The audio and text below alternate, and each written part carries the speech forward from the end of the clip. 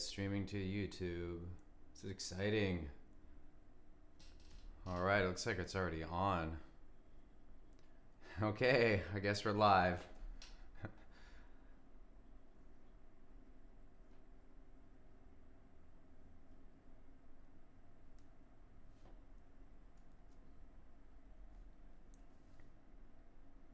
Yay, hey Linda. Hey Barry. Hey Grace. I'm working out some technical things, but I'm glad you see me. I'm glad you're there. Um,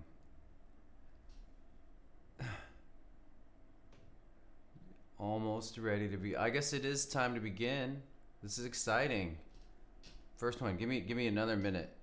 Not another minute. Just clear up my screen here.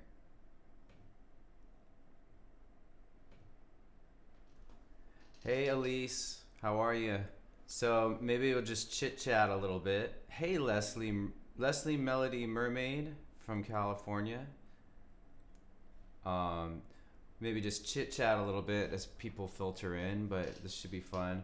Uh, I might repeat myself again for stuff later as people come in. But hey Nancy, uh, this is so fun. It's so good to be doing this finally. I'm the kind of person who talks about things forever, and eventually I do them. Uh, so, hey Cheryl, you want to learn? Okay, you want to learn Boeing? Save your question. We'll definitely get to it. Glad you're ready. You're raring to go. Ooh, and Elise is from France. So let's see. Everybody, why don't you tell us where you're from? Linda's from England. Isn't that cool? We have people from England. We have Elise from France. We have Leslie from California. Leslie, what part of California? Let me know, because I'm in California too. Maybe we'll run into each other on the street someday. Yeah, everybody tell me where you're from. Please. I want to know. Thank you, Leslie. I'm having a good time teaching everybody. It's been just a great experience. Lots of fun things. I just need a lot more time in the day to get to it all. So, hey, Liz. Liz from New Hampshire. What town, Liz? It's been a while since I've been there. Nancy's from Springfield, Missouri. Nice. Oh, all over the country. Cheryl from Texas. People from Texas are really friendly. I don't know.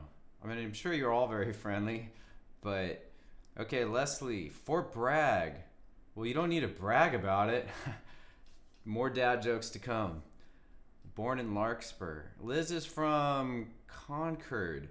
Concord, you're just over the bay, right? Are you from Concord in California? Liz Chipman? Let's see. Oh, Concord, New Hampshire. Gotcha. There's a Concord nearby me. Rain and Toto T from Lucella, Connecticut. All right. I haven't heard of Lucella. Oh, nice. So we got a couple people from Europe and a bunch of people from all over the country.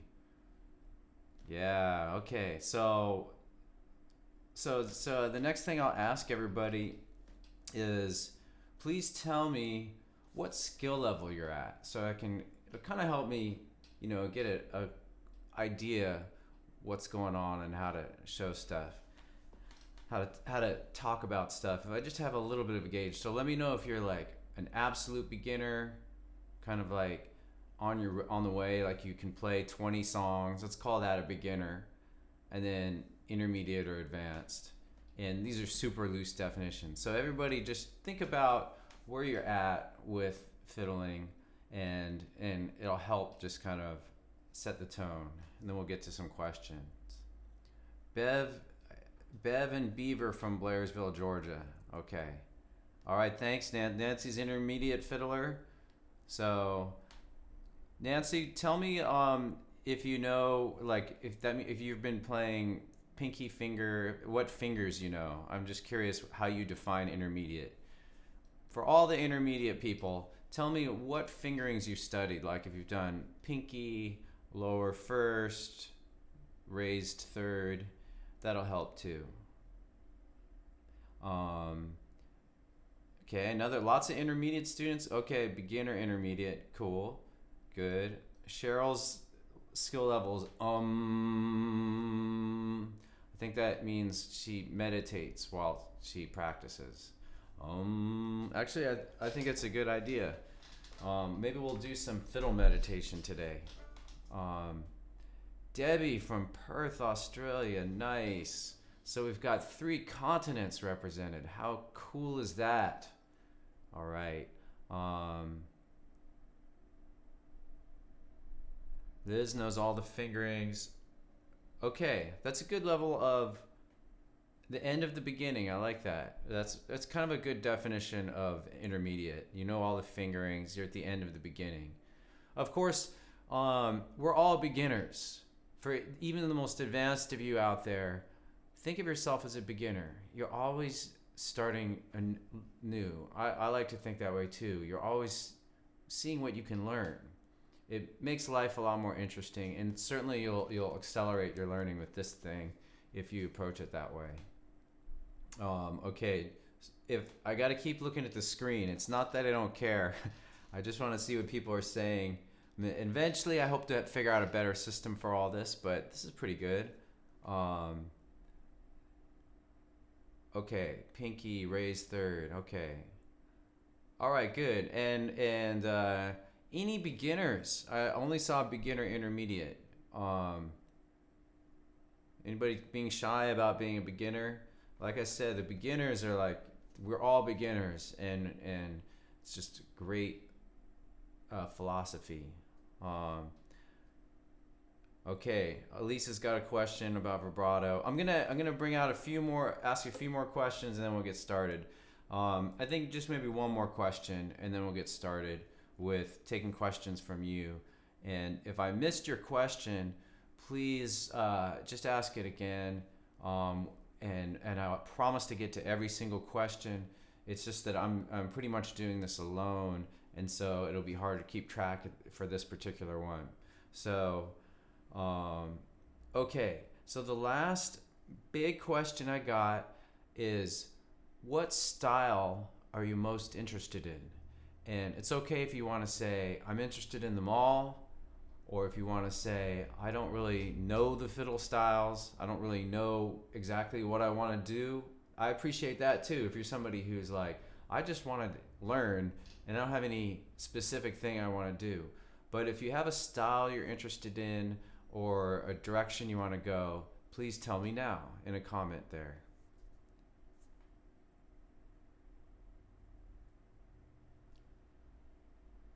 Okay, Bev wants to know about chords. I'm going to start taking some notes.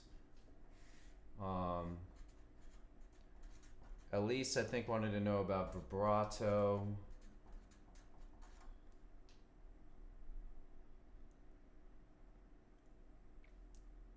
So Rain and Toto's into old-timey bluegrass, Irish blues. Barry's into bluegrass and country, Irish bluegrass. I'd love to do more country fiddling myself. Okay, Leslie performed in a church. So Leslie, does that mean you want to learn to perform again? Okay, and Barry wants to know fiddle tunes. Gospel, Randy, hey Randy, I think I've emailed or messaged with you before. Gospel, I don't even know where to begin with. You'll have to give me some tunes that would be some good gospel tunes to teach, Randy. Okay. All right, so that's pretty good. I think I'll now get started with some questions. So we have a few interested in double stops. So I might start there. It seems like there's a lot of double stop questions. So I might just show a few things and then take your questions, okay? Thanks everybody for taking part, for your comments. The more of you, if you're shy and you don't want to say anything, that's fine. But it makes it kind of fun to see everybody chiming in. All right, so I'm just gonna talk as if you don't know anything about double stops, and just run through it fairly quickly, and then think about some questions. If you have a question totally about something else, please just save it, and then when we get past this, we'll get to that. And then I'll take specific double stop questions. But first, I'm just going to talk a little bit about double stops. So a really important thing, and by the way, if you have your fiddle handy, I recommend just taking out and trying to do things that I do. I might leave little gaps for you. The first thing is, with double stops, a very key thing to remember is that you don't use any extra pressure versus I want you to just approach it as if you're just playing a single string. So, and there's a great exercise to get you going on that. By the way, some of you may not even know what a double stop is. It's when you're playing two strings at once. It's also known as a chord, and we can use chords in the way the guitar does to play backup.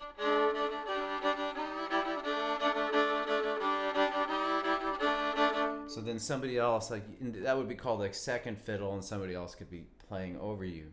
So, but anyhow, so I want to show you a really great double stop exercise to improve your sound, and that you can really take in a lot of different directions. All it is alternating single notes and double stops in a loop. So we can go, we'll work with D and A strings. So first, just warm up, some string crossing, and then here's what we're going to do. We're going to go twice on open D, and then twice with a double stop, like so. D, D, double stop, D, D, double stop. This may seem like not much, but this little tiny exercise can really unlock a lot of your double stop playing. If you really can do this well, then it means you'll be able to kind of add double stops here and there throughout tunes. But even before that, what this does is it's training you to kind of have a more relaxed feel. Because basically when you hit that single note, you want the double stop to be the same kind of relaxed feel as a single note.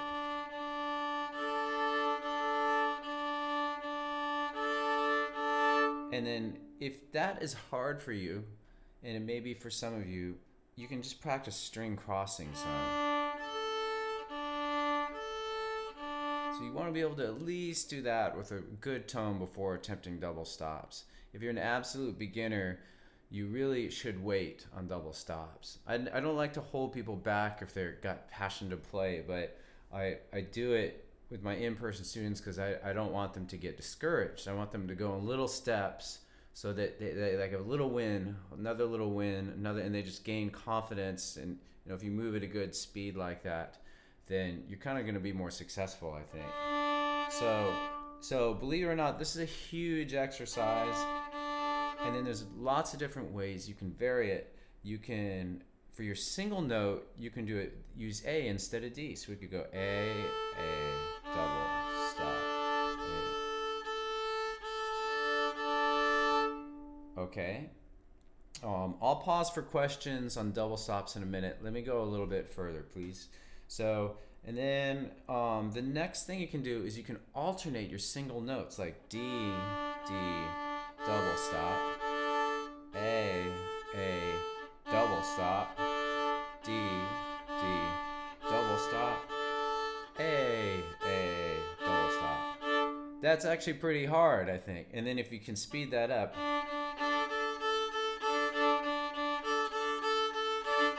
you're going to be pretty good at double stops and then at integrating them into tunes, which I'm going to touch on in a bit.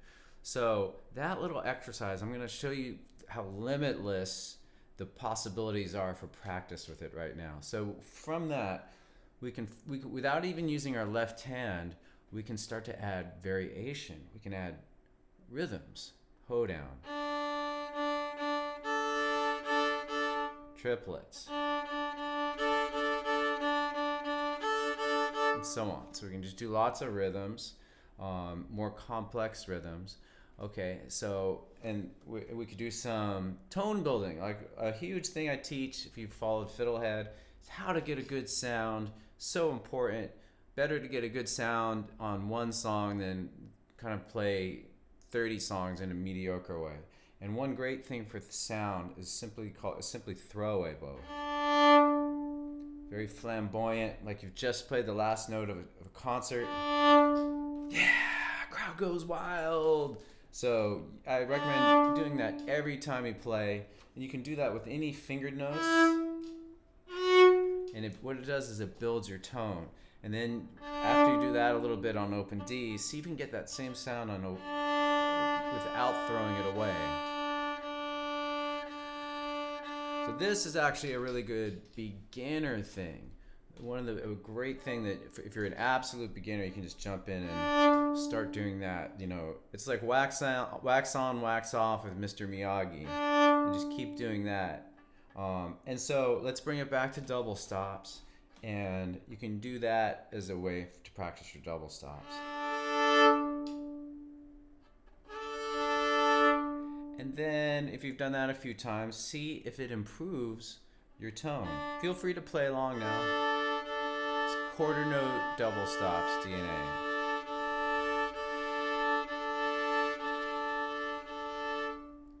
All right, so I'm going to continue working with just D and A to keep it simple, but of course you could do things with G and D, A and E.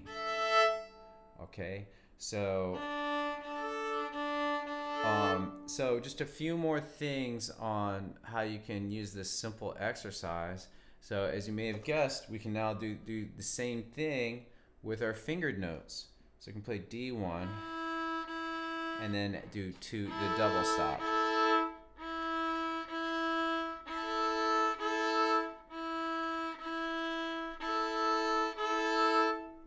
Okay, I'm gonna pause for a sec. Barry says he lost the sound. Can everybody else still hear what I'm doing? Please let me know. If I just, it looks like sound is coming through. So okay, sorry Barry. I think it's still coming through, but if anybody else is having trouble, please leave a comment. So I'm gonna get back to it. So Liz, does that mean you do have your sound? I think so. Okay.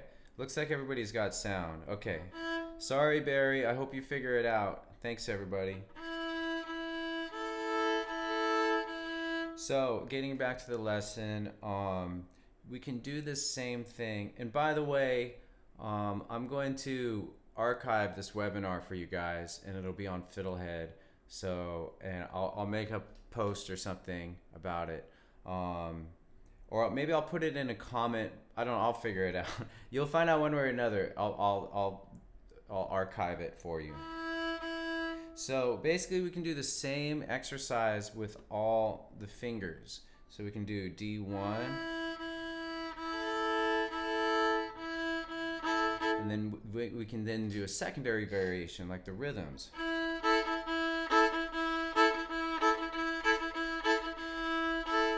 It all comes back to this one little exercise. Isn't that amazing? It's like a little atomic exercise that can be put together, or like a Lego. It's like a little Lego, and we can build a big structure with it. So, okay. So then, of course, then if you can do D1, you can do all the other fingers. But what I want to say is this might be really hard for you, and you might encounter this. Well, that sounds horrible. What's going on? And it might be hard to see on the camera, but if your first finger is leaning too far over, it'll touch the A string. And so what you really have to do is, I almost have my first finger in between G and D strings here. So it's not, if you're too far close to the A, like in a normal, let's say we were just playing a normal song, it would hit the A, your finger would touch the A string and create that bad sound. So I shift my index over a little bit so that I'm kind of clamping on both, and then that way I clear the A string better. Let's see if we can see that.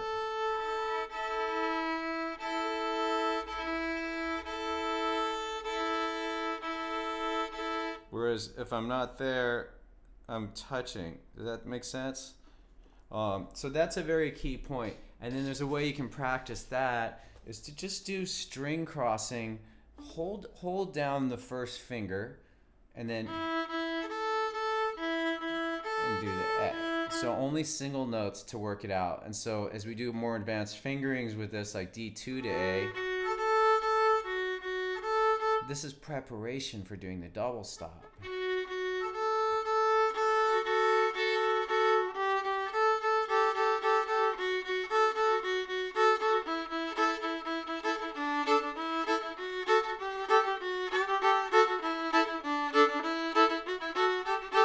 Okay, and one last thing. So started to do something like a scale or almost sound like a tune. And we can use this same little exercise to add double stops to a tune in a really cool way. So basically we can learn to use double stops as an accent. So say we're playing Arkansas Traveler and we're doing it with all double stops.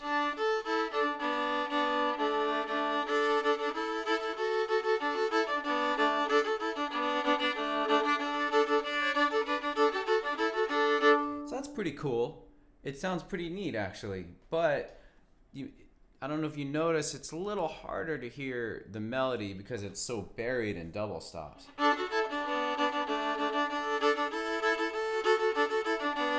So what we can do, I'll slow it down now, is we can use double stops as an accent, like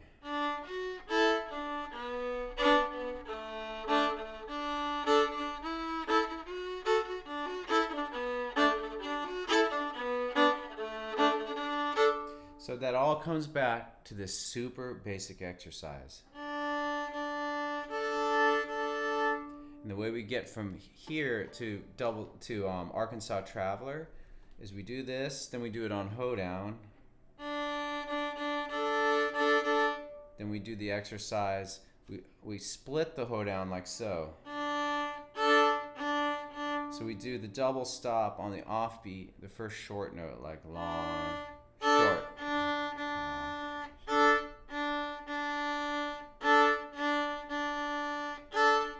And then we speed it up, and then we do it on scales. And finally on one little part of Arkansas Traveler. All right, and then, yeah, so then that's just kind of the progression. But for anybody interested in double stops, the fundamental thing is to start experimenting with that one little exercise. So cool, I've been talking a lot. I'm now gonna just open the floor just for double stop questions. If anybody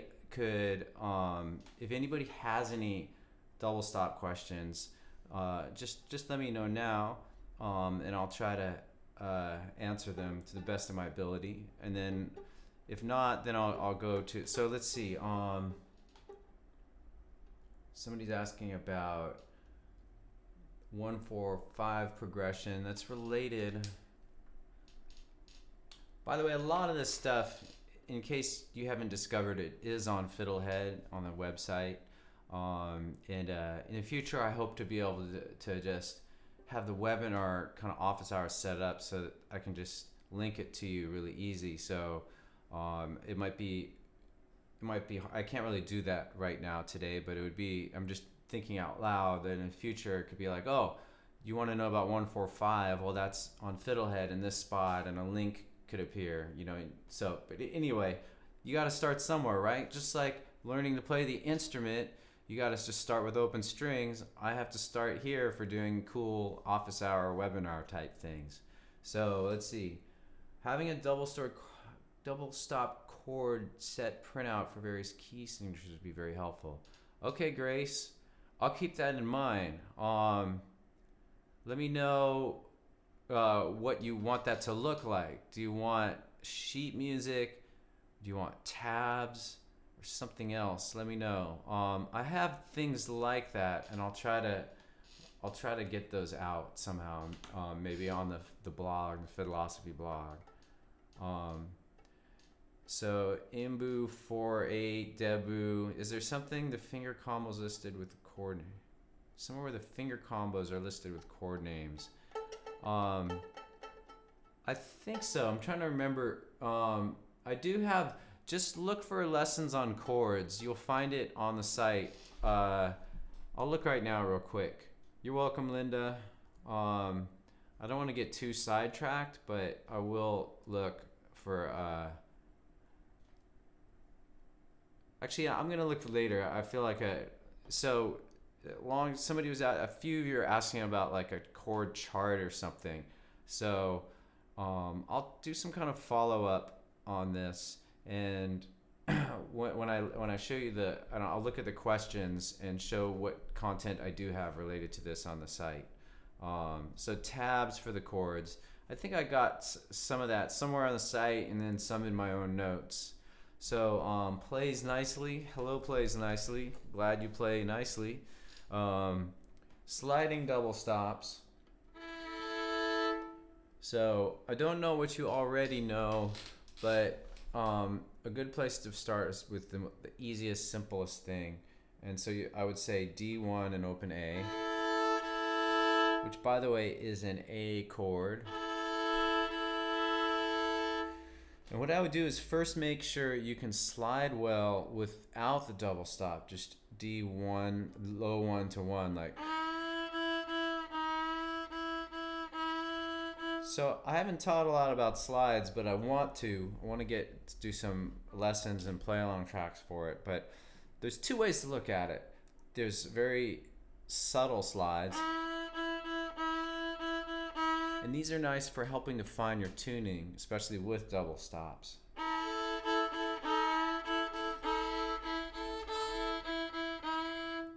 Well, it looks like the video might have gotten lost. Do you see it?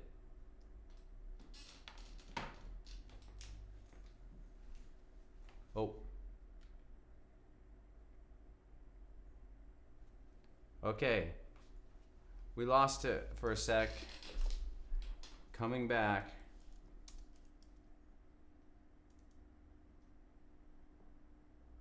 Can you see it now? Let me know if you can see me.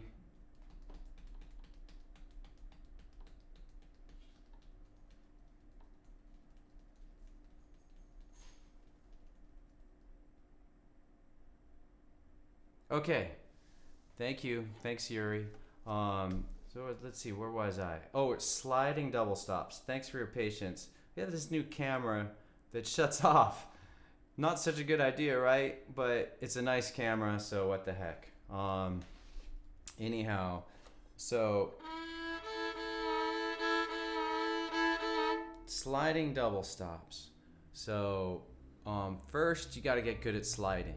This is good for, if you're a beginner, you can pay attention to this, although I don't think beginners should do slides. But that whenever you're encountered with something that's difficult, so this is still for Plays Nicely's question, whenever you encounter something difficult, try to separate out all the parts, break them down into those little musical Legos. So you would want to start by just getting your slide on a single note really good.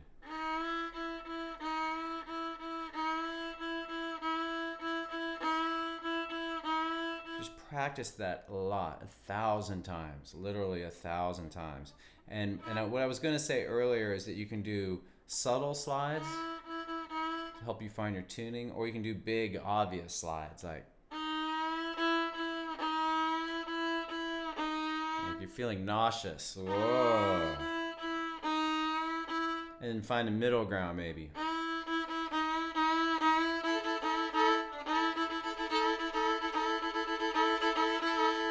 Okay, so and so basically I would start with like something like D1 and A or G1 and D. And somehow create, again, your own exercises by doing little loops.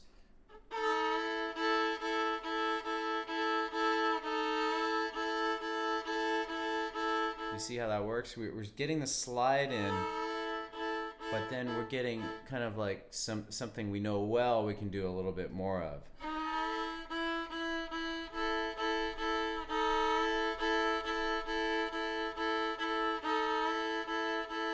So this is like a big part of FiddleHed, I think, is creating exercises from tunes. And so that's what all the play along tracks are about.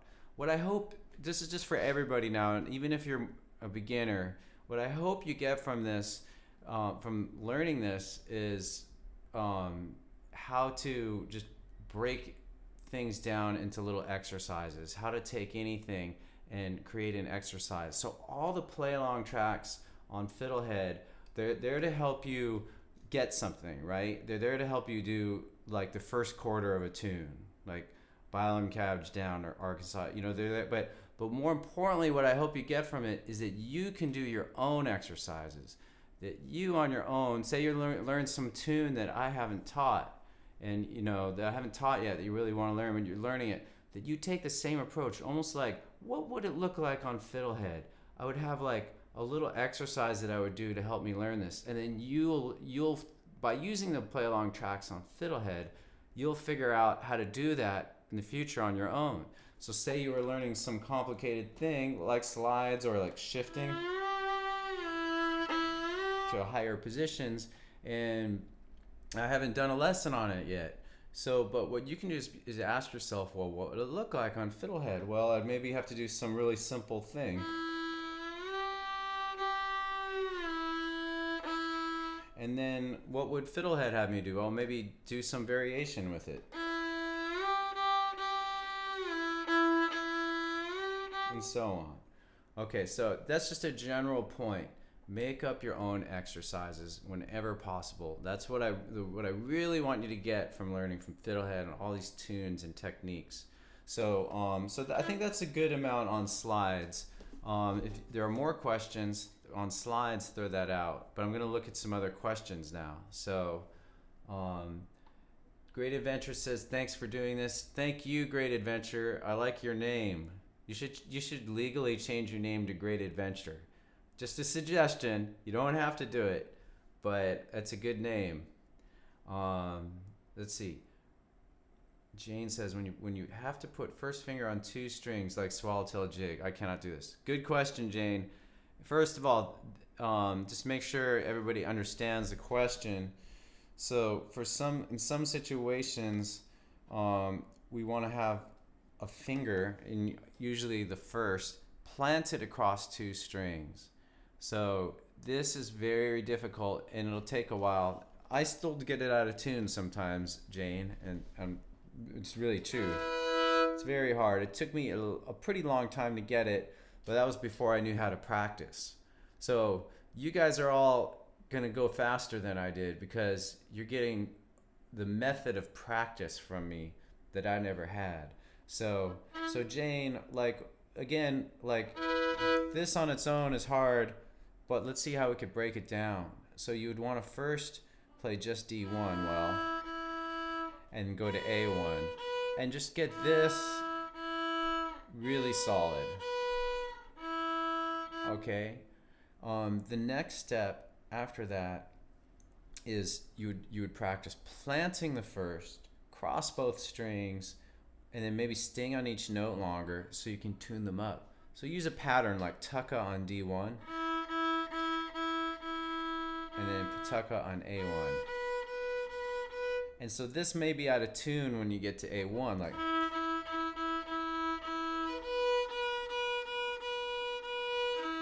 And so what you'll have to do is kind of play with the rotation of how your finger sits. So it'll probably have to rotate a little bit in, like this a little bit. I'll give you the angle this way. So if normally your first finger comes down like that, you may have to just rotate around a little bit to get that.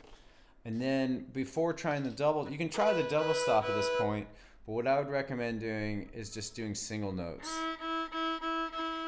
with rhythms. And the tucka is good because it's a longer rhythm, It allows you to stay on the note longer. You can even use a tuner for this particular exercise and look at the tuner.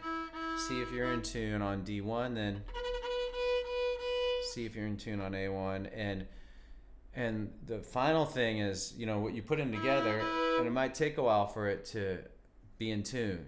But and this goes for vibrato too. You really have to be patient with this. You know, just do it a little bit every day. As a practice suggestion, you could say this is again now for everybody. General practice strategy is say you're doing this thing that's hard. You can only pound away at that for so long. So do it every day, and then take a break and do something else. Go do something easy. Well, that may not be easy for you, oh Susanna, but you get the point. And then do something else. Do a scale with variations. That's slur 4. Then go back to the hard thing. So I'll do. Let me do a little diagram.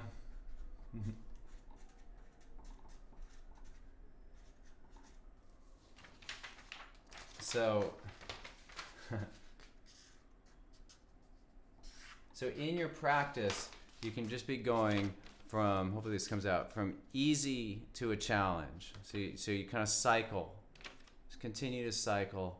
Easy challenge. Do you like this professional webinar approach? I'm holding up a piece of paper. It's something I just scrawled.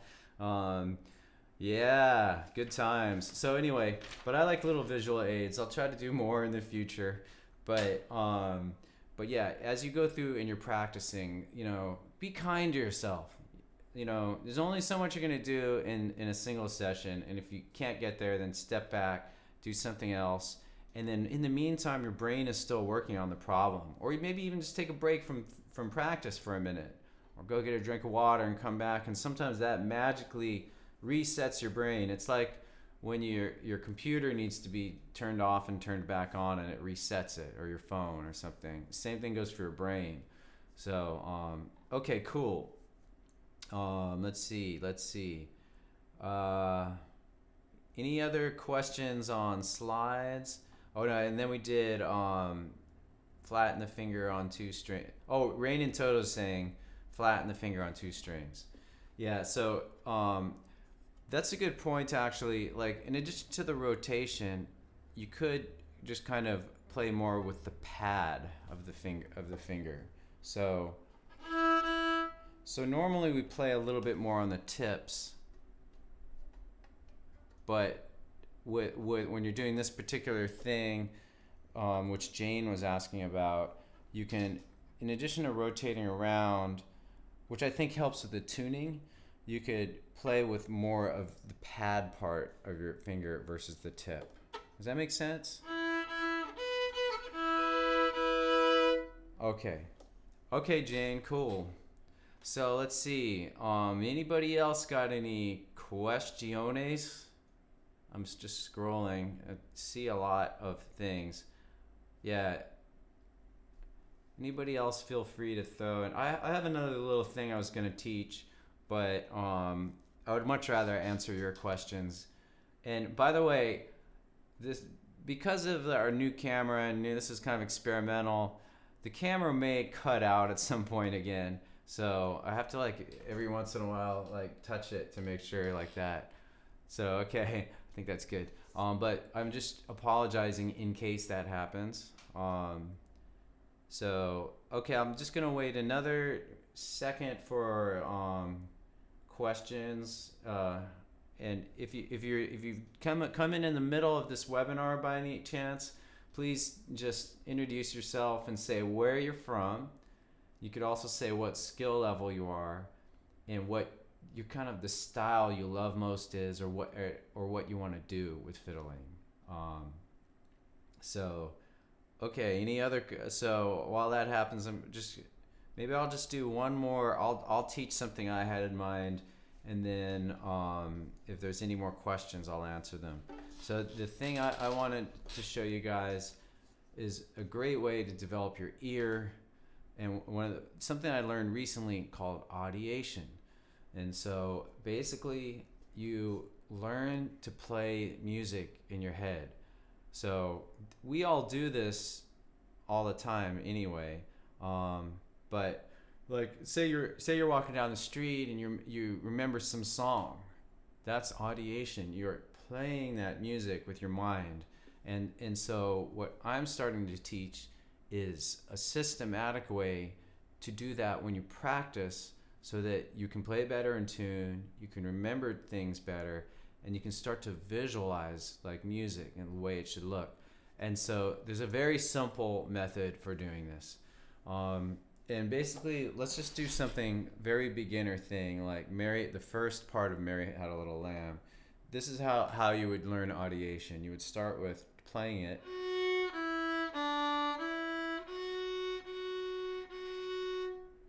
Then once you get it in your fingers, you would sing it. Mary had a little lamb. Pretend it's not a song. Pretend it's like a fiddle tune, like Carrie Polka. Then you would just use syllables like la la la la la la la. And if you don't like singing, then you could hum it, or whistle it.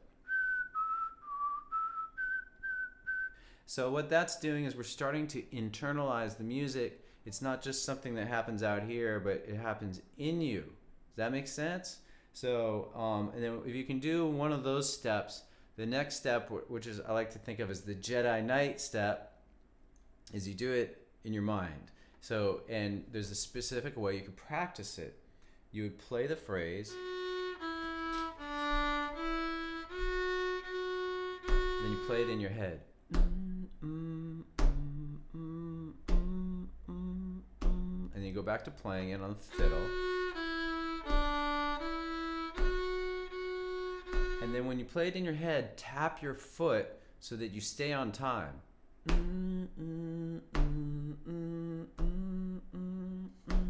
And then I like to end with doing it one last time on fiddle. So this is audiation. I did not make up this term. It was made up by a music educator in the 70s. But it's something that's underused that I think is very powerful that I'm starting to teach. And you can use it with anything. You can use it with a scale. You could use it with a single note. Say you're learning a new note like low fourth, A flat. You get it in tune. Maybe you're using your tuner or something, but you get it in tune, and then you sing it. And then you audiate. See if you can hear that new note in your head. Then you play it again. And you audiate it. All right? And eventually, if you really practice this, the potential is amazing, because it means like you could be anywhere. You have 5 minutes. You could see, I'm going to try to play the new tune I learned. I'm going to try to play Angeline the Baker in my mind. I'm going to try to play the entire thing. And a good thing you can do is like an extra thing is you can actually physically visualize yourself playing it. That actually may be a pretty significant thing, actually. I haven't really thought about that until just now. But that in addition to hearing it, you can imagine your bowing, imagine your fingering and feeling that, and try to do that all in your mind. Very, very powerful, I think. It'll be a good way for you to review stuff. Like you could be on a plane flight. You could have a recording of like 10 songs you're working on. You could listen to one, and then you could pause it, and then you could just be like, I'm going to play it in my head. I'm going to imagine everything, and then go back to it. And I bet it would be very powerful for you. I bet you would know that music a lot better. So I think that's good for now on audiation. I do have lessons about that on the site. So now I'm going to look down at my other brain, the laptop, and see what your other questions are. So thanks, Grace. Let's see, I'm just randomly using pizzicato and learning, how do you incorporate that in practice? Good question. So Leslie, melody mermaid. It wasn't so how do you use pizzicato in practice? This is a very good question, and it's great because any beginner can benefit from this up to somebody super advanced. And it's really simple. You just do it for hard things. Like say you're learning some really tricky part, like, and you're kind of having trouble figuring out. If you take away the bow and set it down, let's do a different thing. Let's do Blackberry Blossom.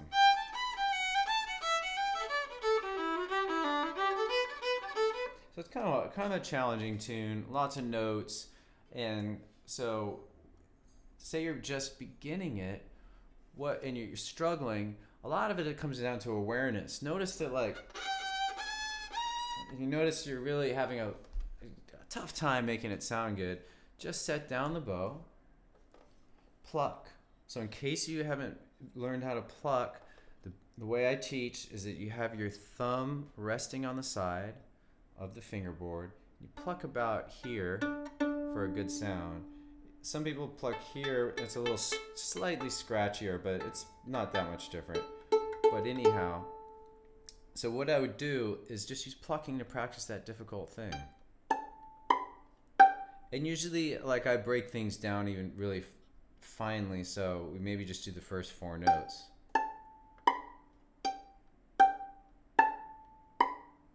And then the next 4 notes. And then at a certain point, you do the whole phrase after you've spent time with each thing.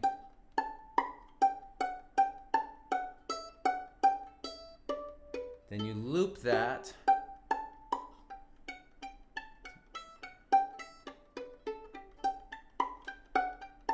So you just loop it until your fingers really got this using pizzicato. And again, why? Because, you know, what happens when people are learning hard things with their left hand is their right hand just gets forgotten about, and the tone gets really bad, and then it's hard to even tell, like, whether you're doing it right. So that's why pizzicato or plucking is so great, is that it takes away part of that one little hard thing, that one obstacle, and allows you to focus on one particular aspect of the playing, and then we can go back and add the bow. And so then when we add the bow back, you know, after we've done our plucking, we would first do one little thing, the first 4 notes. Frère Jacques, frère. To tie things together a little bit, you could do audiation. And then do it on a bigger piece. All right, so yeah. Plucking, everybody should at some point in your lesson use it for practice, but a whole other way to look at it, plucking is fun. It just sounds cool. It's how great is it to take something you've been doing with bowing on and then suddenly, like,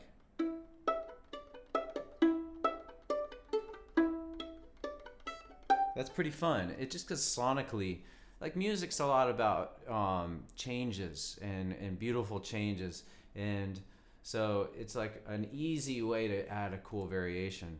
Another way to pluck, and this may be good for if you have, like, back issues, neck issues, and playing a long time, it's hard for you. You could do it guitar style using your thumb. So when I do this, I kind of use my fingers to support the fiddle here, and then practice plucking with my thumb. So do the same thing.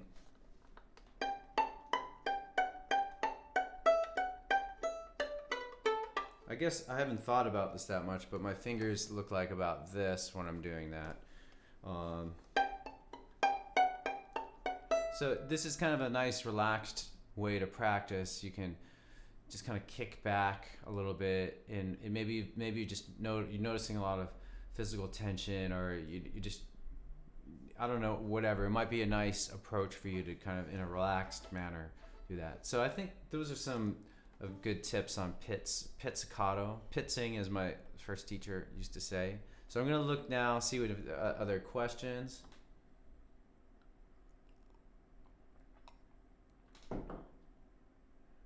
Play your tunes in pizz. Oh yeah, somebody's saying play your Rain in Toto. Play your tunes in pizzicato entirely. That's right. That's good. Um, so if you're in a jam session and the vocals stop and they say fiddle, take it away. What do you do? Have any idea what? Okay, so Bev and Beaver is asking, what do you do when it's like basically you're saying time to take a solo? That's a big question, and I'll give a simple answer, but there's a lot to it, and it has to do with improvisation, and which I think is going to be difficult to totally encapsulate right now. But I am working on lessons for improvisation, and so I'll offer some thoughts. And so again, the question I think is what do I do if I'm given a chance to solo? If somebody says, fiddler, take it away, time for the fiddle. And if you're totally new to jamming or improv, what I would suggest is learning that melody really well if you can. So say you play with in any situation, immediately try to learn the melody. If you play with a regular group, even if you don't have to learn the melody on the fiddle, playing any song, okay? And then when it's time for you to take a break, one thing you can do is simply play the melody, Where this, will the circle be unbroken? If you do nothing but that, it's actually nice. Sometimes even it's nicer than, really flashy soloing. Just when somebody plays the melody, and then if you have the ability to add variation, so like, will the circle be unbroken? So if it's your turn to solo or have a break, if you can develop a few little tricks to add variation to it, like adding a rhythm.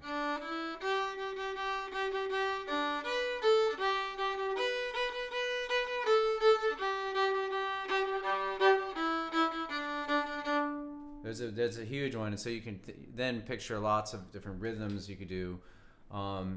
Double stops.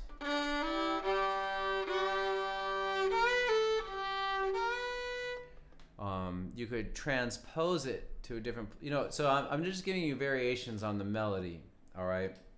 That's a big class of things you could do in that space. And it depends on what really depends on the situation. Like, in some styles of music, it's maybe not encouraged to take a full-blown solo. And so I don't know, I can't fully answer it, but that I think knowing the melody and starting there is a good point. Also, being able to do the chords to the song and being able to really be on top of the scale. So so if you really know the basic fiddle scales well, you'll eventually be able to make up something for that. And so that in itself is a huge discussion, but improvisation is something you can actually practice, and I'm currently working on ways to teach that online, so stay tuned for that. Okay, hope that answers your question, Bev and Beaver. I'm gonna scroll here for some other ones. Bill Klein, adult learning about 2.5 years now, still struggle with left hand tension.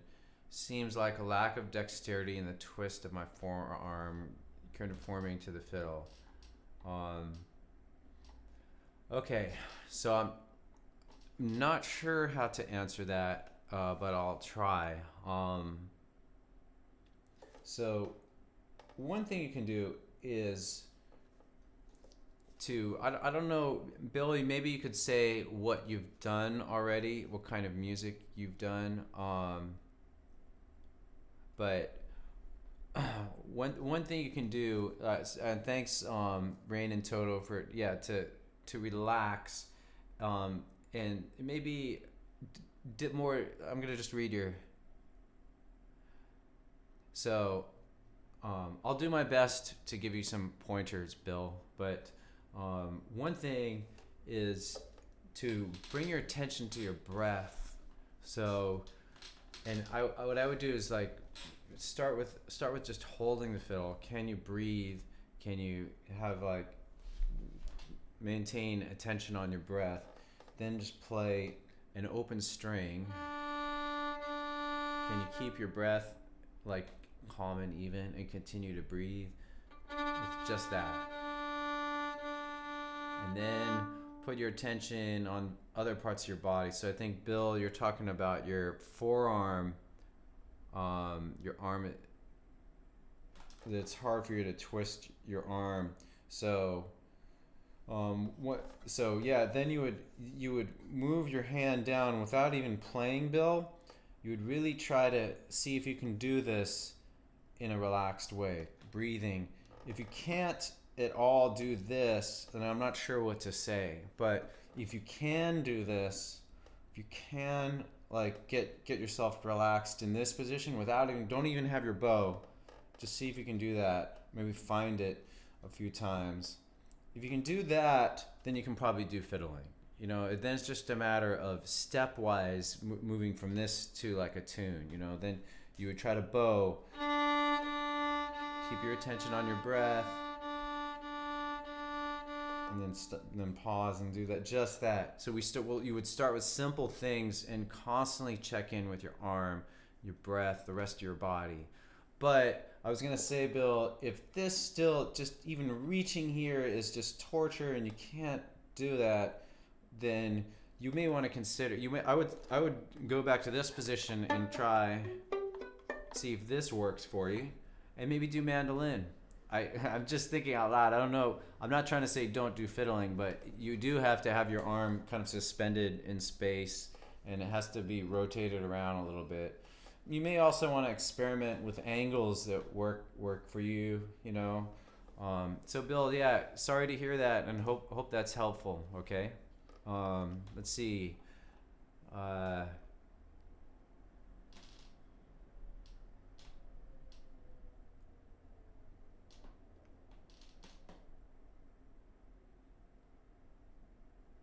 Okay. Any. Okay. Rain and Toto. Oh, Nancy. So does anybody have any other question? Oh, here we go. Fiddling for older folks. I think that's Jim. Hey, Jim. I know what you call hoedown is the Nashville shuffle. Is tucka a shuffle? Can you say something about the Georgia shuffle? I don't think tucka is a shuffle. I think tucka's. This is actually. It can be a shuffle if you swing it. Would be the easy answer. Like so, straight up tucka is short, long. This is like a very beginner violin rhythm as well, taught by the Suzuki method. So I would say that like if you swing that, maybe it's like a shot. You hear that? Like long, short, long.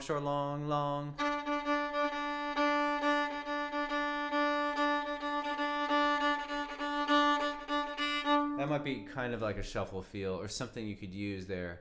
But then you're asking about the Georgia shuffle. I do have a lesson on that, and so I don't know how far I want to get into that, but I'll just talk about it a little bit.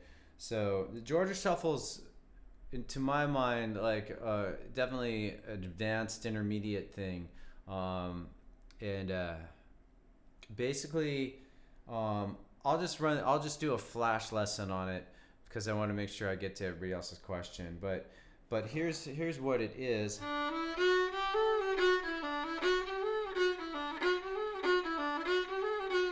So basically, we're doing a big down bow and 3 slurred up bows. All right, and you can do it on like lots of tunes that have eighth notes. So if a tune's got, or a part has got a lot of eighth notes, you can use Georgia shuffle. And slowed down, it's down, up, down, up. And so to a good preliminary step for getting Georgia shuffle is to do the bowing I call single 1 slur 3, like.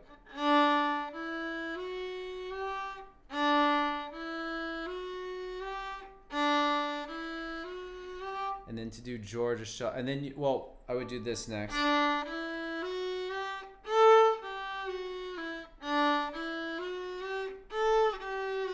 And finally, to put together the Georgia Shuffle, we shift that down bow from the first note to the third note. So we'd start up bow.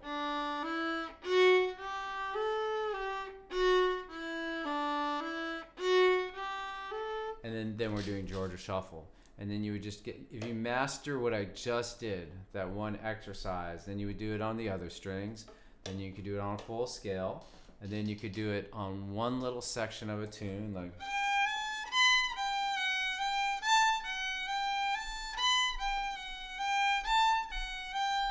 Do that 1,000 times. Maybe transpose it to a different string.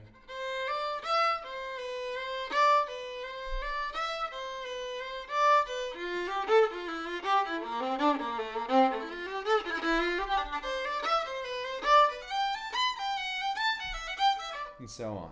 Then eventually get it into a whole tune. So that's the flash lesson on Georgia Shuffle. But that's a harder technique, but very good. I use it a lot. I use it a ton. Okay. Let's see. So somebody commented on Bill's question, left hand, try different neck and fiddle straps. Okay, I haven't heard of that. You know, another idea, Bill, I just thought of something. And thanks, by the way, for everybody who's chiming in with answers like Debu, and I think Rain and Toto, thank you for also helping to teach. I appreciate that. When I was in India, I took some lessons with a teacher there, a great teacher there, and she was an older woman, and she actually had this special stand. It was kind of like a mic stand. I don't have a spare one here, but it was kind of like a stand that came up from the ground, and it rested here. And then, so all she had to do is she didn't have to hold it too much. Like, it was supported by this stand. It was really cool. I should look that up. That would be really good for people. So yeah, sorry I don't have more information on that.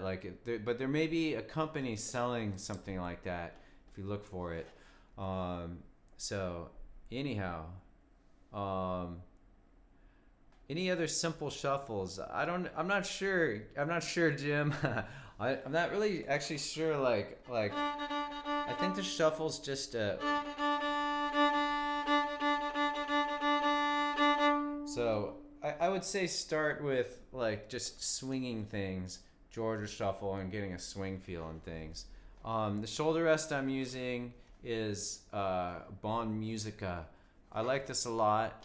And actually notice, I'm answering a question, by the way. Notice that I learned this from a student, that I place it lower. Like for the first 38 years of playing, I held it like more up here.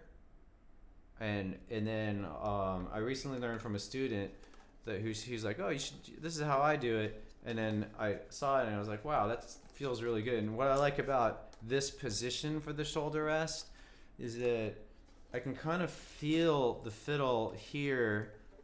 It touches my collarbone a little bit, so I feel more connected to it. And I think I can sense more of the vibration in my collarbone by putting it there. So anyhow, yeah, this shoulder rest is like next level. It's I have a link to it in case you want on the site. I have a recommended gear link spot. So anyway, so Linda, you missed my question on how often do I rehair the bow. Thanks for asking it again. And the answer, for my personal answer, is I don't rehair mine often enough. I think I let it get a little on the dirty side. And so I'll be honest, I don't know the best amount of time to rehair it. But pay attention to how dirty it is, and then how how many strings have broken. Like if it's getting thin, then you're going to be getting less tone. So start to pay attention to the tone and so forth. But this is not one of my better bows. I just have this because it's marked with the tape. So sorry, Lynn, that's not a very good answer, but maybe somebody else out there has got. You're welcome, Jim. Maybe somebody else has got some knowledge on the best time to rehair. That's a whole category of stuff that I really should know more about. like the maintenance. I'm a little bit more focused on playing and practice. So, okay, well, yeah, I think this is good. I think I'm gonna sign off soon, unless there's some absolutely desperate question that floats up. I just want to give thank you all. Thanks for being here and taking part, for your questions, for the people who are helping other people. That's really nice, very generous. And I'm gonna attempt to do this more often, at least once a month. So and just learn about the process of this. So so I guess there's no more questions. So I'll just say goodbye. And oh, okay, a few more, but oh yeah, okay. No, those aren't. Okay. So anyway, I'm gonna sign off. I'm gonna say goodbye and thanks again. And if I missed, okay, one last thing. If I didn't answer your question, just email Jason@FiddleHed.com and I'll answer you. Apologies if the answer comes slowly, but I will answer you. Okay. And then we'll see you next time. Thanks again, everybody.